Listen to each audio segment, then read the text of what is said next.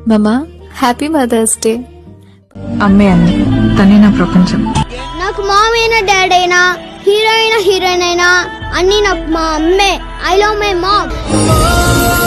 నాకు ఒక మమ్మీలా కాదు, ఒక షీల్డ్ గా నిలిచింది, నేర్పించింది అగ్రెసివ్లీ ఇండిపెండెంట్ ఎలా ఉండాలి. I love you mummy, love you so much. నిదురలో నీ కల చూసి తుల్లి పడిన ఎదకి ఏ క్షణం ఎదురవుతావో జోల పాటవై ఆకలని అడగక ముందే నోటి ముద్దు నువ్వై ఏ కథలు వినిపిస్తావో జాబిలం